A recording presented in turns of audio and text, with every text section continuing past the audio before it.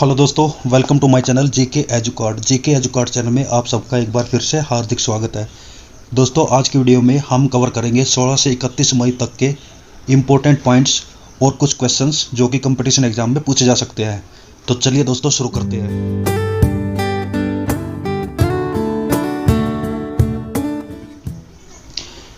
First question आपके लिए बनता है, 7वें रायसीना डायलॉग में मुख्य अतिथि के रूप में किसने हिस्सा लिया था? तो इसका राइट आंसर रहेगा यूरोपीय संघ के अध्यक्ष ने। रायसीना 7वां रायसीना डायलॉग जो है 25 अप्रैल से लेकर 27 अप्रैल तक दिल्ली में आयोजित किया गया। इसका शुभारंभ किया था नरेंद्र मोदी ने।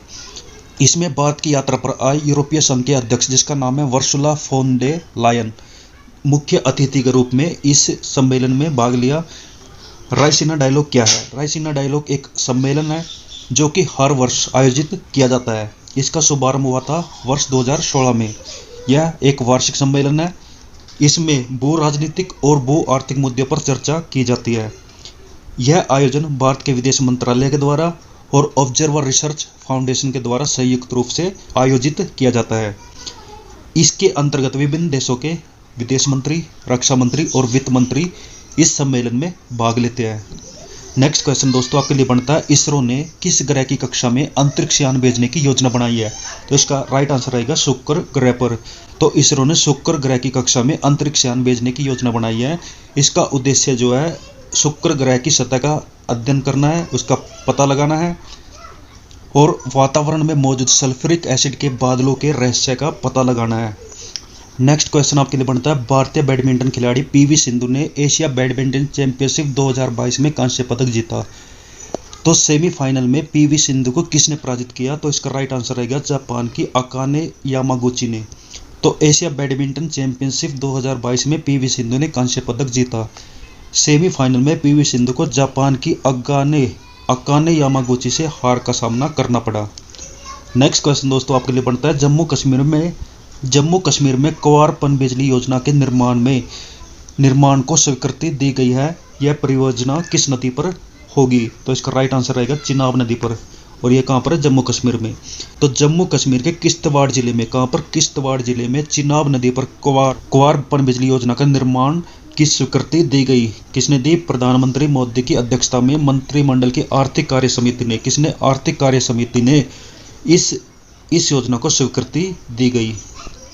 भारत की मुक्केबाज है निखत जरीन, जिसने विश्व महिला बॉक्सिंग चैंपियनशिप में फाइनल में कौन सा पदक जीता? तो इसका राइट आंसर रहेगा स्वर्ण पदक, गोल्ड मेडल। तो भारत की मुक्केबाज निखत जरीन ने इस्तांबुल में, कहाँ पर? इस्तांबुल में आयोजित विश्व महिला बॉक्सिंग चैंपियनशिप में थाईलैंड की जिटपोक जुतामास को 5-0 से एक तरफा हराकर स्वर्ण पदक, गोल्ड मेडल जीता। निखत ने 52 किलोग्राम भार वर्ग में भाग लिया था। नेक्स्ट है दोस्तों, कॉम्बैट एविएटर के रूप में आर्मी एविएशन कोर्प्स में शामिल होने वाली पहली भारतीय महिला अधिकारी कौन थी? तो राइट आंसर रहेगा कैप्टन अभिलाषा ब्राक। तो captain Abhilasha Barak combat army aviation course के सफल समापन के बाद कॉम्बैट एविएटर के रूप में आर्मी एविएशन कोर्प्स में शामिल होने वाली पहली महिला अधिकारी बनी। और आर्मी एविएशन कोर्प्स का गठन कब किया गया था? 1 नवंबर 1986 ईस्वी में। और नेक्स्ट इंपॉर्टेंट क्वेश्चन आपके लिए बनता है, आईपीएल 2022 का खिताब निम्न में से किस टीम ने जीता? तो राइट आंसर रहेगा गुजरात टाइटंस, जिसके कप्तान थे हार्दिक पांड्या। तो गुजरात टाइटंस ने आईपीएल 2022 के फाइनल में राजस्थान रॉयल्स को हराकर खिताब अपने नाम किया।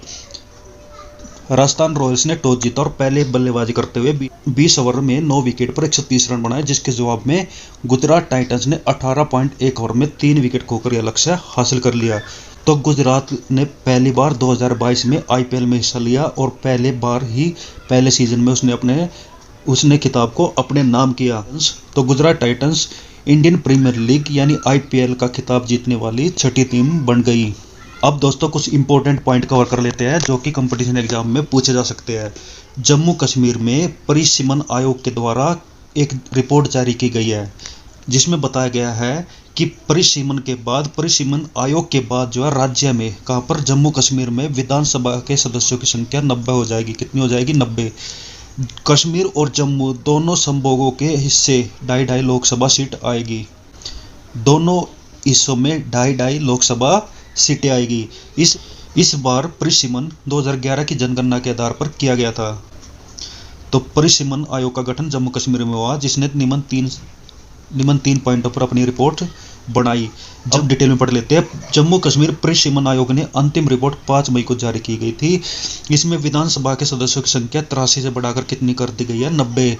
परिसीमन आयोग ने जम्मू के हिस्से में 6 और कश्मीर के हिस्से में एक विधानसभा सीट को बढ़ाया है। और लोकसभा सीट की बात करते हैं तो जम्मू और कश्मीर दोनों कुल 5 सीटें मिलेगी, जिसमें 2.5 जम्मू की रहेगी और 2.5 कश्मीर की रहेगी। इस बार जो है परिसीमन 2011 की जनगणना के आधार पर किया गया था। सेकंड है, महाराष्ट्र और गुजरात प्रत्येक वर्ष 1 मई को अपना स्थापना दिवस मनाता है। कौन कौन? महाराष्ट्र और गुजरात में हर वर्ष 1 मई को स्थापना दिवस मनाया जाता है, जिसको बोलता है महाराष्ट्र डे और गुजरात डे। 1 मई 1960 में इसी दिन, किस दिन? 1 मई को मराठी व गुजराती भाषियों के बीच संघर्ष के कारण बम्बई राज्य जो है महाराष्ट्र और गुजरात नामक 2 राज्यों में बंट गया था। भारत के संसद ने बॉम्बे स्टेट को गुजरात और महाराष्ट्र में विभाजित करके बॉम्बे पुनर्गठन अधिनियम 1960 पारित किया था।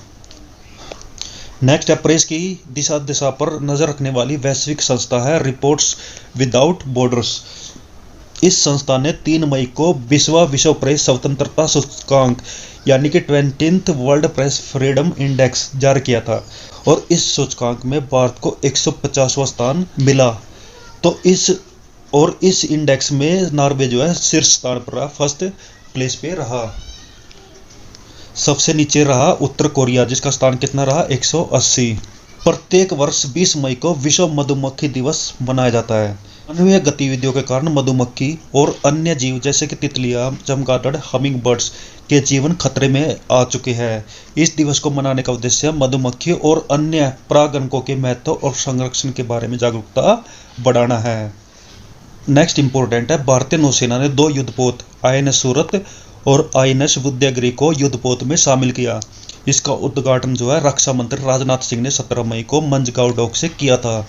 इन दोनों युद्धपोतों का डिजाइन नौसेना के नेवल डिजाइन निदेशालय ने किया था, और इन्हें Mazagon dock shipyard builders limited Mumbai ने बनाया है।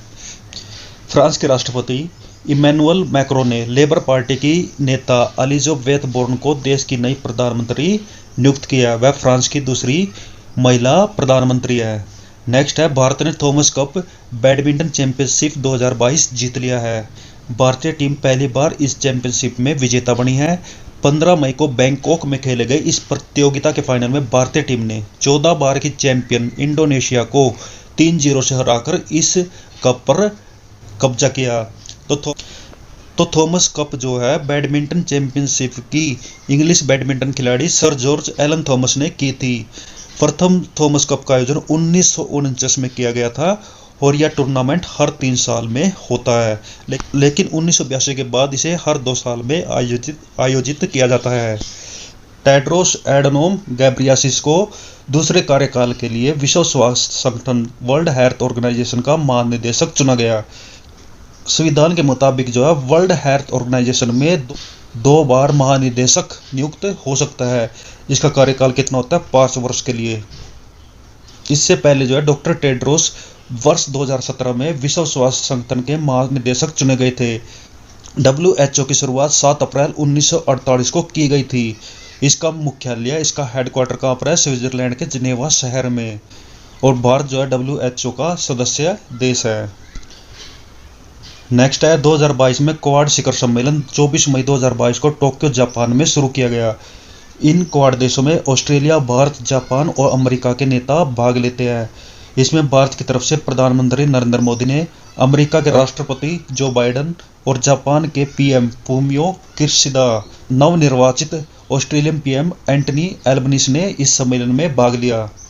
नेक्स्ट है, भारतीय ओलंपिक संघ के अध्यक्ष नरेंद्र बत्रा ने अपने पद से त्यागपत्र दे दिया। कब? 26 मई को।